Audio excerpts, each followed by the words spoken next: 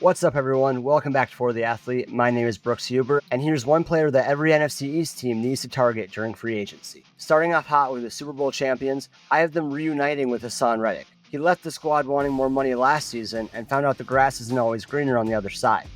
Seeing that Josh Sweat will hit free agency, Reddick would be the perfect replacement. I also think 49ers linebacker Dre Greenlaw is a serious threat to end up in Philly, especially if they don't re-sign Zach Bond.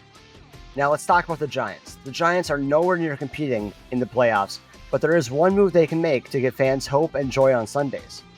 And it's not the heavily rumored Aaron Rodgers, it's Jameis Winston. Now on paper, a Hall of Fame quarterback would be better than Mr. 30 for 30. However, I don't feel like it's the best move for where the franchise is at and where A-Rod's career is heading.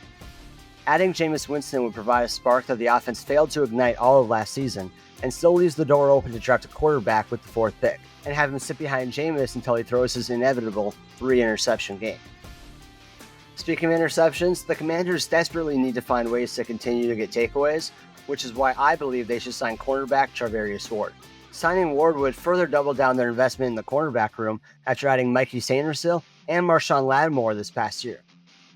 This move would also add real playoff experience, as Ward has had deep playoff runs with both the Chiefs and 49ers.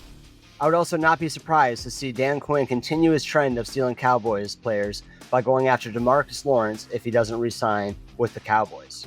Lastly, the Cowboys are a hard team to predict. They very rarely get aggressive, and whenever they do make a move, it's for a Randall Cobb or an aging T.Y. Hilton. But occasionally, they do make splashes like trading for Amari Cooper mid-season in 2018.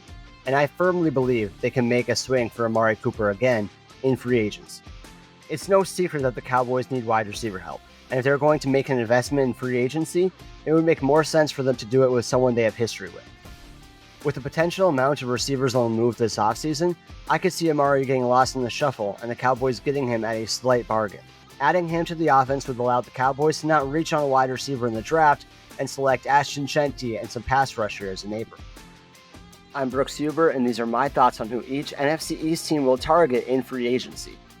Comment down below whether you agree or disagree with my predictions, and as always, like and subscribe to For the Athlete, and make sure you're following us on Instagram and TikTok at For the Athlete Official.